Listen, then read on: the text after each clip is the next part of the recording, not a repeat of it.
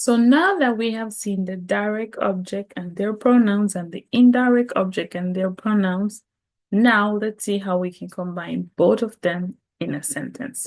So let's say you say, John gave the book. So John gave it to her.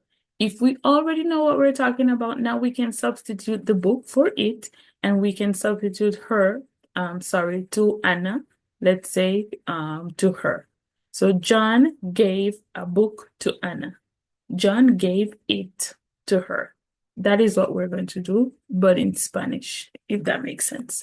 So let's start off with this example. Number 1, les compramos una computadora nueva. And this comes from the previous activity that we did with the indirect object pronouns. So we have this, les compramos una computadora nueva. Let's say now we're in a conversation, deep in the conversation, and we know that you already bought new computers for your kids. We know that. So let's say we don't want to repeat una computadora every time, no, we're saying a sentence. So we can substitute una computadora for an object, a direct object pronoun in this case, because una computadora is receiving the action, so we know it's the direct object. And it's una computadora. It's feminine, so we have to use la. Okay. The thing is, in Spanish, we cannot say la, les la, or lelo, or lela, or those things, okay? So for now, we're going to leave it like that. So we'll say we have les, which is indicating the children. We have the verb comprar, and we have una computadora. As I mentioned, it's feminine and it's singular, so we can substitute it for la. Le la compramos. Until here, don't worry, it's okay. This is the first step in the conversion. Number 2, Andrew le compró un libro. We already have le, meaning that he bought a book for her. Un libro, it's masculine and it's a singular, so we can substitute it for lo. So until here, Andrew le lo compró. We're going to leave it like that, okay? That's the first step. Number 3, el maestro les enseña el francés. El maestro, we have les already, teaches them French.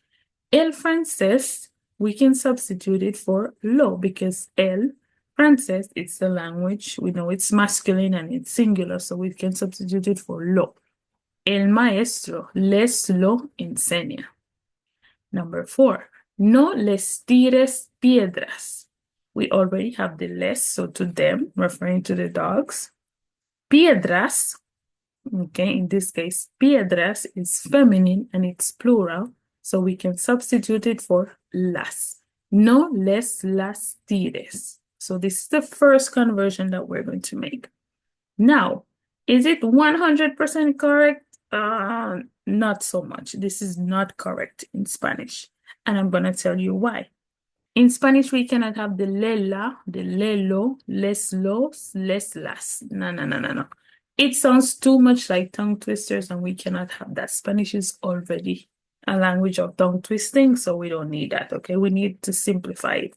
So in Spanish, for third person, singular and plural, when we combine both direct object and indirect object, the indirect object should change to se. So you see these ones that we have here in black, they're going to become se, because that's the rule. We cannot have lela. Lelo, no. So the correct form would be se la compramos. Andrew se lo compró. El maestro se lo enseña. No se las tires. So all of this, if it's plural, referring to them, it's going to change to se. If it's le, like to him or to her, it's going to go to se. If it's less, the same. Les se. So singular and plural becomes se for all the cases. And this is the correct way of writing both the direct and the indirect object pronoun in a sentence. I hope this makes sense. Okay, very good. Now we will move on to the next part of the course in a moment.